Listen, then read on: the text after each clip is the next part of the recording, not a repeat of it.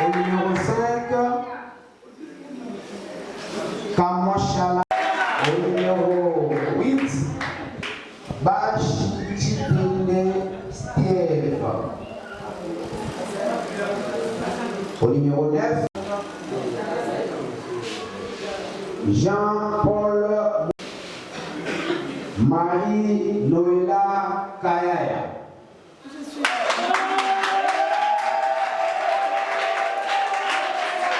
Alors, là, il y a Stati. Je dis, et l'autre, il y a la Binoa. Il y a beau, il y a mot. C'est ça qui est fait. Donc, statut association, il y a qui a l'État a signé acte. Il y a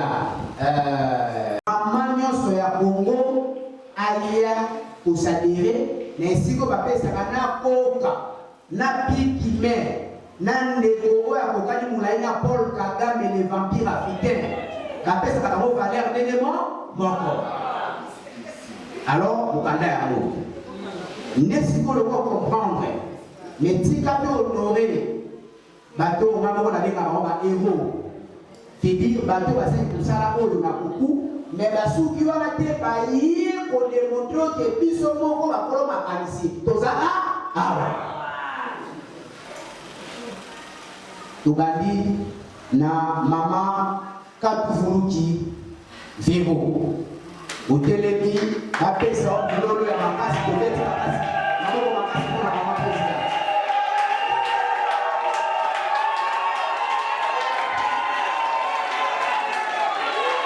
Batou Basara, la classe à Kakaki, ceux qui m'ont yo Sikarambo, ceux qui yo signala papier, ceux qui yo Zara de Bayasou, Yassifa, le Moni, à l'Ekati, la première position, nous avons la présidente, alors, la deuxième position, Tomoni Bongo, Maman Chikuchi Ani, Atelemi, Pepeti, Maboko Makasi, Pechena Vitamine, Bakisa Vitamine, Bakisa Vitamine.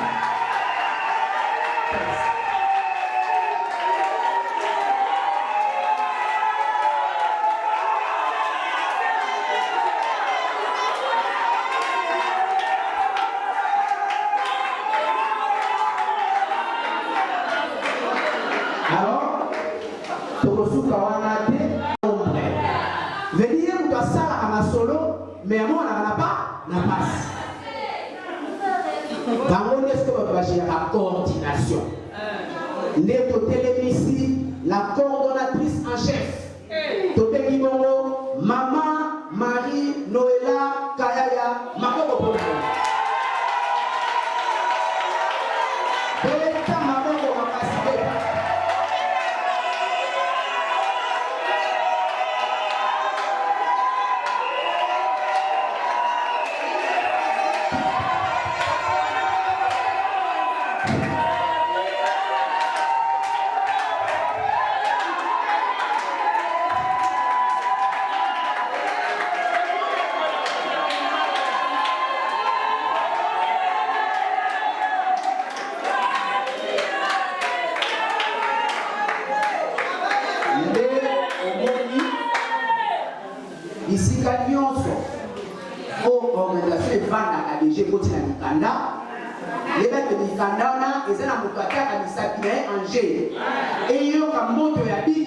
Mais comme il caneli et mama, est-ce que la possible?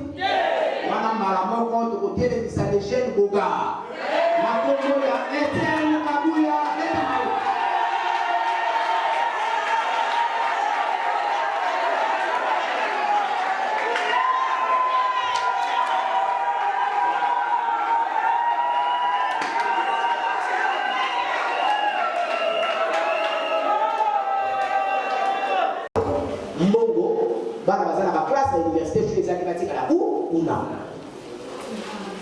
Qu'est-ce que tu fais ça? Maloba.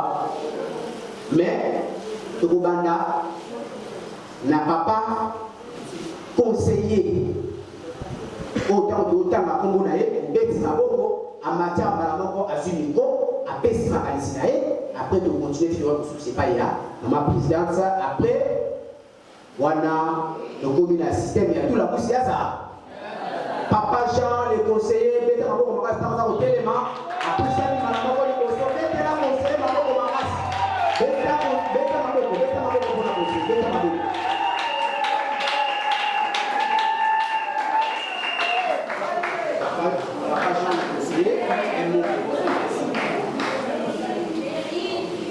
Bon, merci beaucoup. Le petit modérateur, merci pour la représentation micro. Je remercie Maman Katouboulouki Véronique. Je merci Mingi. Na Maman Bazali Simanangai. Zambe Azala na bango abatela bango elongo na balinga na ngai mibali na basi pote basunga eloko yo ekende liboso puisque bato mosusu bakomona ke ezali aventure eza aventure te eza problème monene oyo leta ayebi meme ndenge kofandi awa motu moko akokoya koloba na bino oyo ekosala nini awa oyo nani commune Yebi, l'État Yebi, ANER, police, quartier, partout, tout. Parce qu'on est au courant que activité telle, association des mamans congolaises, ils ont ça la Isangi 229. Alors, vous allez dans Bobanguide. Alors, on a aussi Gabino, quand ils ont mouqué, donc vous allez dans le temps, mingi, à Polo Pamakambo et mais oyo azali na motuna ya kotuna ubenini akoki kolenga na chopa 181 bis epai ya mama présidente Véro pote azwa ba renseignement azwa oyo nyonso aza nango besoin mpona koédifie molimo na ye. Je crois que naza na makambo ebele natondi bino se botondi. Merci beaucoup.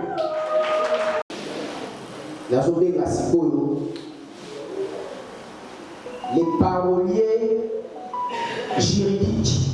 Nabi parolier juridique. Aya maître na kobande la kombo na limi lolote tellement na malembe ya kolesa.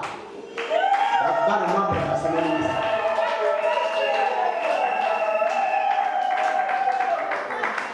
Bonsoir, bonsoir. Juste une précision. Je pense que les modérateurs massacrent comme moi. C'est Mou qui Chai Prince. C'est une précision parce que je m'étais rendu compte qu'il a massacré mon nom. Voilà. Juste un petit mot. L'association est créée pour la Biso Nyonso. Cette association, ce n'est pas seulement pour la bateau Babani Bouchokara. C'est aussi pour vous.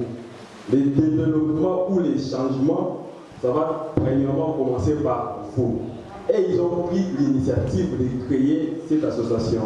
Et c'est à vous de faire des efforts pour que cette association ait gagné. Ici, quand nous avons passé et gagné. Et pour en finir, je vous remercie et je remercie la communauté de Chevalier. Merci.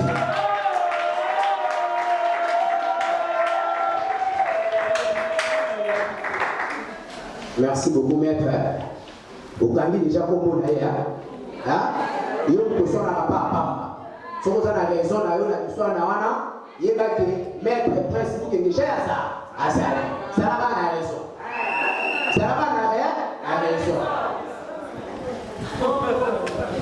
Il est sous la vice-présidente Maman Annie Chikouchi. Maman Sipouraï.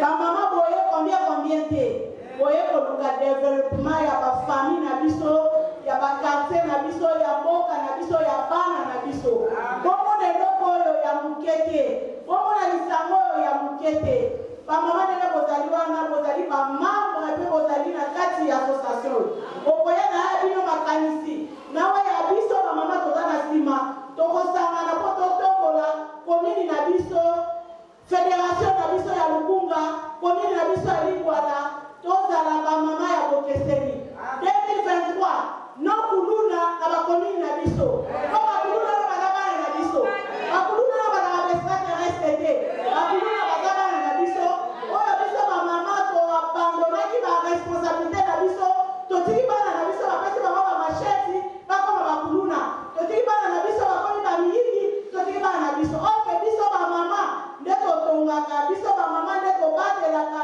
biso bamama nde tosimbaka bandako soi-disant mboka eza malamu te mboka etala malamu te mama azali wana mpona koasime baresponsabilité na ye no kuluna na Lingwala no sanité na Lingwala no quartier toterase touché musala na ezali musala ya AMC bamama ndenge bozali wana lelo ezali mbala liboso ezali ya suka te na bantu tokosorganize kaka na place oyo nde tokoyeba kobanda kosala réunion ntango tokotikala na nsima moko mpe mosusu nini tokobanda kosala moko mpe mosusu ndenge bozali wana bobongisa mayele mpe makanisi tosala nini mpona komini na biso merci ezali ngonga ezali moke oyo tosengelaki mpe topartage na bino yango wana tuka na toni bino makasi nzambe apambola bino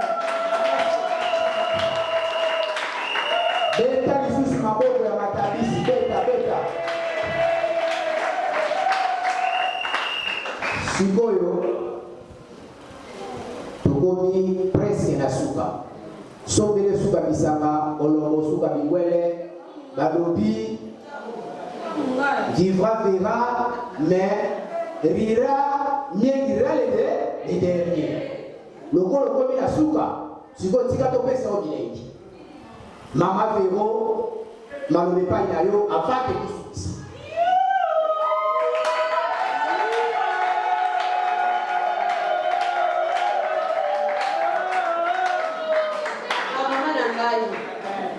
nasepeli mingi na milulu na biso ndenge namoni bino botondi wana oza bamama mosalaka mimbongo etonga na biso oyo tozolobela na développement wana eza na ndako na biso tokopesaka bino mayele lulenge balukaka mbongo lulenge babombaka mbongo développement autonomisation komikanga komikoka kozala nde yango wana toza na kati na etonga oyo etongo ekolakisa mwasi akoki kolelalela te mama aza na matière ebele na kati na ye mama aza docteur mama azali enseignante mama azali kojouer role nyonso mama asalaka bilanga mwasi abotaka mwana balakisaka nde apesaka mwana libele te mama aza na richesse na kati na ye na nzoto na ye soki tolobi ke totelemi bokomisi tokosala nini tokolonga yango napesi mikro na mama na biso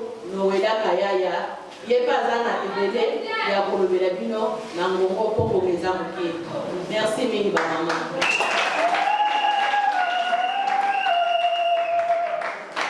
soki bosepeli na mai oyo mama mokonzi auti kobwaka likolo ya ndunda beta so maboko makasi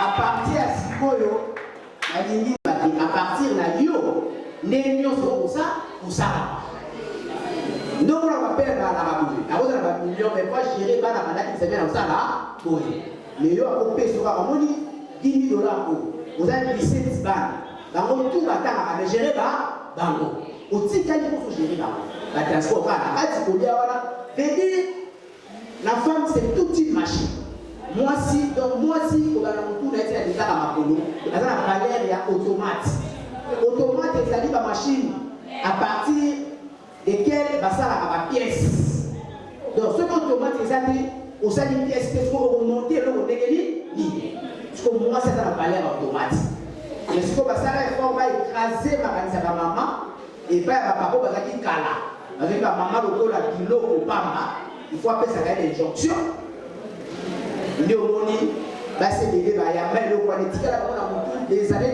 des décennies et comme le kwa na libela qui même ko baksadage que moi ça de mambo ka te ali yo ko mbele ya kutikali ni mwana isa mabe adage wana a penser lelo abuo ya mais siko na na bisa yote bilengio na loba kifozo na suka ozo abo siko so na kosa na lobeta maboko tozo telemisa siko mutu oyo ana liloba ok avant pesa et c'est lambami et c'est soukwami tant aux autres soit c'est obi est-ce que vous avez nabi soki a lobi donc aux autres bisa sikoyo et c'est lambami et c'est soukwami et puis soki a donc a pesa obi parce que natangeli yo bato nyonso ba fonction okutanto aza pasime po mutu kakweta ngo il faut qu'il ezala moteur l'équipe il est na valeur te so va démarrer moteur yo ko feta ba vitesse ngai démarrer pile ça de okende portier après ça la valeur na clé de contact exemple que mais ce qui est ça te pour que télé no na okende pas yi te les côté ko molisa et l'homme mwasi oyoyo ya mbinga parce que yende mutu avandeli masolo ya coordination na kati ya boyo mama loela kayaya maboko pona pesa la lelo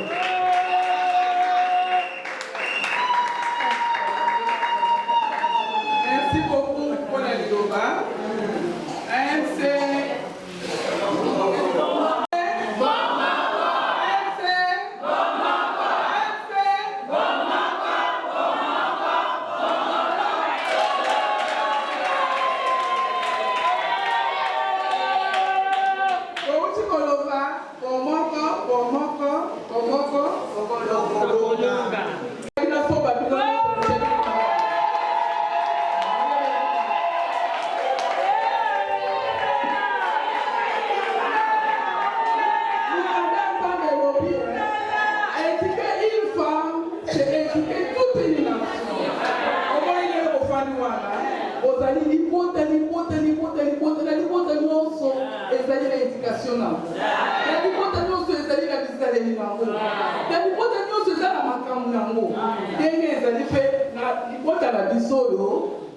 règlement d'ordre interne. Na kosenga bino soki bilulu esili mikolo ezoya osala effort na kotindaka ye monene boya na cartonne mutu nyonso okotisa kombo na ye na nimero ya telefone nayebi eloko nazoloba soki kombo na ekoti kuna te etali yo mokolo komona nga nafandi na mama Denise Nyakero koyimayima te otokangai te nazoluka tokoma na bino bisika wana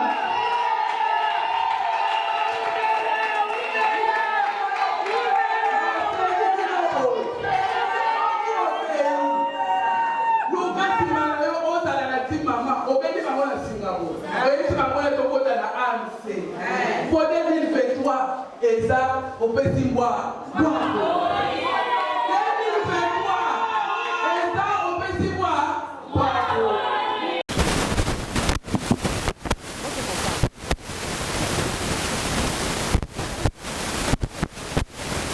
Ngai mama Katulubi Véronique, mama présidente nationale ya lisanga ya ba mama AMC Calvaire en sigle.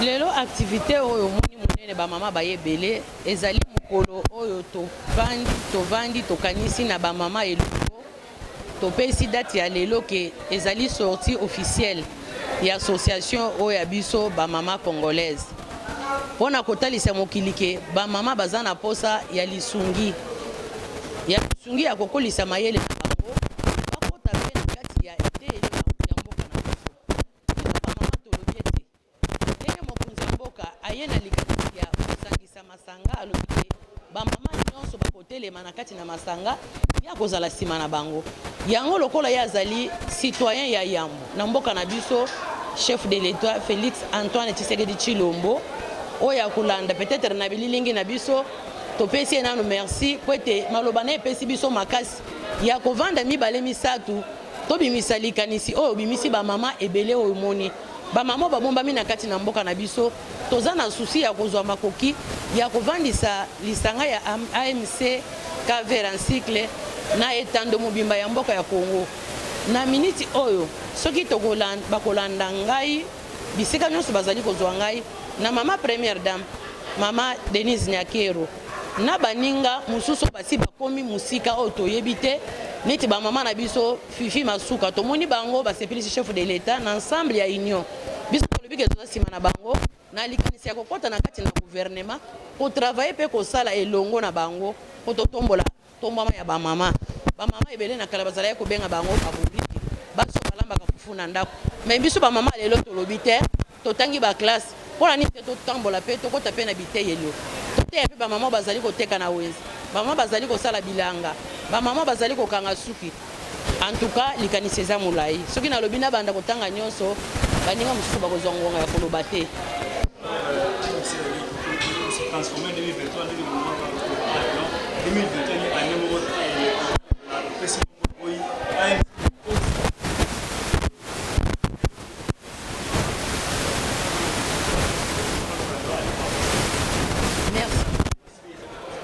Merci papa.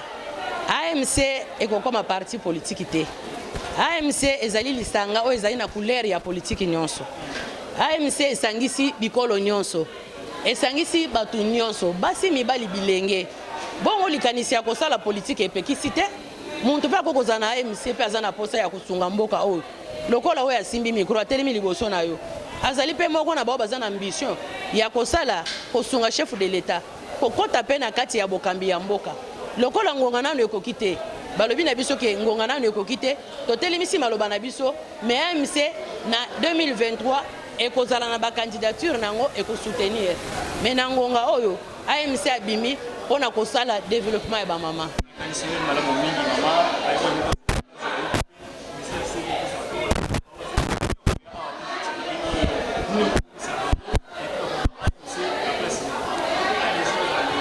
Ok, AMC ezana esika ezali oto tangi na mikanda ezali na siège nango na Chuapa 181 bar A quartier Wenze commune ya Lingwala.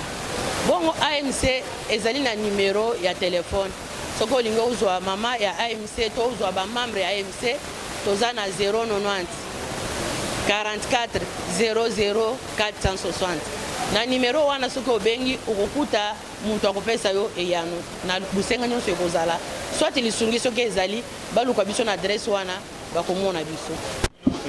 Merci papa natondi pe botondi ote papa journal bato bakolanda yo kombo na nani na atra AMC wali nani kombo na ngai madame Kayaya Ngalula Marie Noël na kati ya AMC nazali coordinatrice na AMC. Mara mokomo lelo mama coordinatrice mokomo lelo mama coordinatrice population congolaise ba mama ya mokili mobimba to pe ya Congo mobimba bakanga nini na activité ya AMC.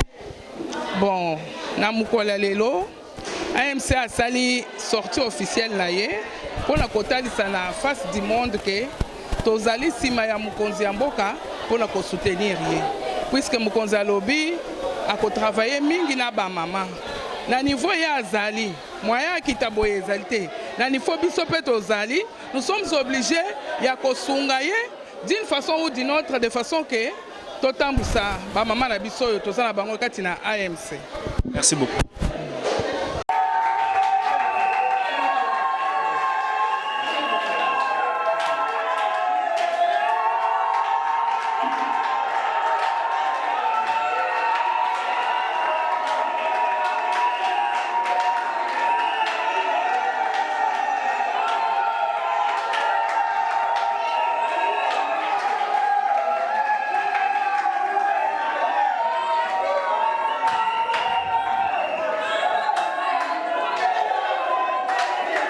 Déclaration politique de la génération Christophe Lutundula.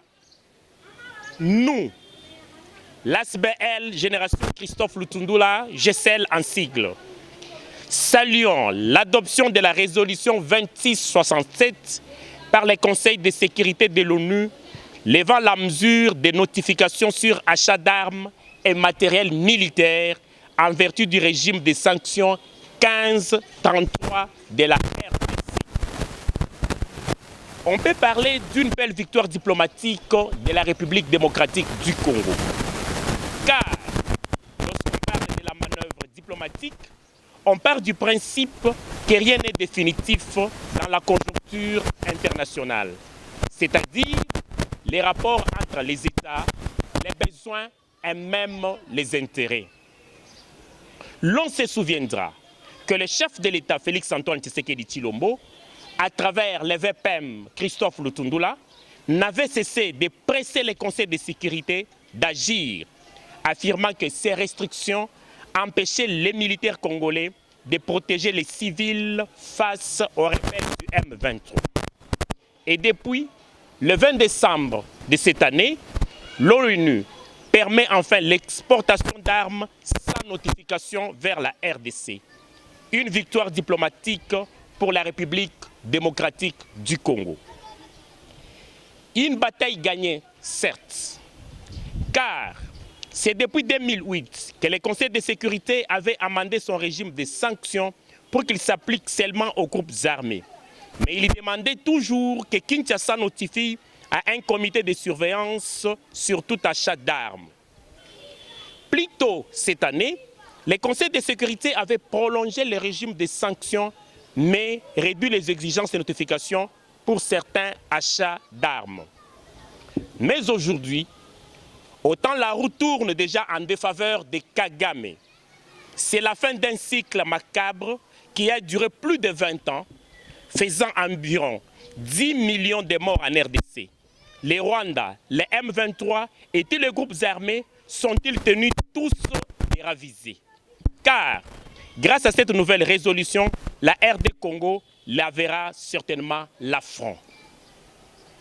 Il est temps que les gouvernements et le peuple congolais, dans leurs efforts, vont reconquérir des pans entiers de leurs territoires qui sont occupés et surtout instaurer la paix durable dans l'Est, devenue ainsi par la volonté unique et injustifiée du Rwanda et de ses alliés. La diplomatie du président Félix Tshisekedi a payé. La RDC est désormais délivrée des notifications d'achat d'armes. Au moment où les terroristes du M23 s'est ravitaillé en armes ultramodernes chez leurs parrains rwandais. Ce déséquilibre des forces fut même reconnu par la représentante de l'ONU au Congo quand elle déclarait, je cite, que même la MONUSCO n'avait pas un tel armement. C'est une bataille gagnée et une injustice réparée. La RDC qui a désormais les mains libres pour renforcer son système de défense. Cela voudrait dire que les FARDC peuvent s'équiper sans entrave à ces jours. Grâce à sa loi de programmation, dotée d'un budget de milliards de dollars, la RDC peut envisager la montée en puissance de son armée pour être à même de protéger la souveraineté et l'intégrité de son territoire national. Pour cela, nous, GECEL, nous demandons ce qui suit. Au gouvernement congolais d'équiper l'armée nationale qui fait face à une situation de crise sécuritaire quasi permanente dans l'Est de la RDC. L'unique prétexte de la notification d'achat d'armes étant effacé, maintenant le peuple congolais jugera sévèrement les sous-équipements de cette armée. Il s'agit certes d'une avancée dans le cadre de la diplomatie agressive et agissante du chef de l'État Félix-Antoine Tshisekedi Tshilombo, sachant qu'il est difficile à ce stade de jubiler encore totalement tant que certains de nos compatriotes traînent encore sous les joues des terroristes bien identifiés. 2. Au peuple congolais de continuer à vivre en bloc et d'éviter surtout la désinformation. Les informations fausses se propagent plus vite et plus facilement que le virus. Ne l'oublions pas, c'est également l'autre façon que l'ennemi utilise pour nous combattre. Ainsi, Dénoncer l'agression rwandaise sur tous les toits ne suffit pas. Nous devons encore nous servir de toutes les voies, diplomatiques, militaires et même ancestrales, pourvu que l'agresseur dégage. 3. Même si la résolution a été proposée par la France et dotée à l'unanimité par 15 membres du Conseil de sécurité, nous invitons les peuples congolais à une vigilance tout azimut envers ces pays. Car Shimon Peres, ancien ministre israélien, disait « Si la France est ton ami aujourd'hui, ne cherche pas d'ennemi ton ennemi, car l'ennemi est bien connu. » Fin de citation. La GCL invite la population congolaise, dans son ensemble, de se faire enrôler massivement dans l'objectif que chacun se dote de son droit de vote, mais aussi et surtout de donner au président de la République un second mandat et surtout une majorité confortable et écrasante au Parlement, lui permettant d'avoir tous les moyens qu'il faut pour diriger notre pays. Parce qu'il a cette volonté de changer la RDC. Il aime ces pays et veut les changements de la vie sociale de nos compatriotes. Enfin, la GCL rappelle à l'opinion que l'appel à la mobilisation lancé par le chef de l'État Félix Antoine Tshisekedi Tshilombo doit continuer à porter ses fruits, c'est-à-dire une adhésion massive des jeunes dans l'armée pour prévenir les attaques futures de nos voisins ennemis, sachant que leurs besoins ne sont pas encore assouvis. Que vive la génération Christophe Lutundula, que vive l'honorable Victor Kitenge Kanyama, que vive le VPM Christophe Lutundula, que vive le président de la République Félix Antoine Tshisekedi Tshilombo, que vive la diplomatie agissante, que vive la République démocratique du Congo. J'ai dit et je vous remercie. Maintenant, les actions de Christophe Lutundula sous la vision de Fachi Béton.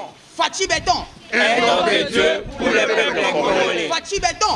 Un don de Dieu pour les peuples congolais. Génération Christophe Lutundula. C'est faire la politique autrement. To bandele ici. Ok. Bandele, to bandele. C'est Christophe Lutundula. D'abord, Les précurseurs, c'est vous. Toqué. Le slogan à Fachi, ça vient après tout. Ouais. Non, attendez. Toqué.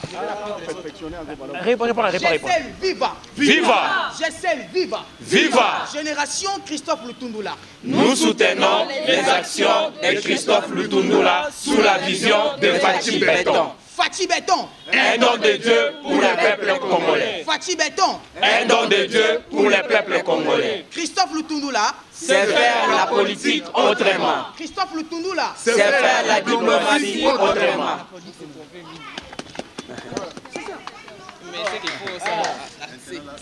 Je vous attends, faites pas. Viva. Bolalissima solo. GCL, viva. Viva. Génération Christophe Lutundula. Nous soutenons les actions de Christophe Lutundula sous la vision de Fachi Béton. De Fachi Béton.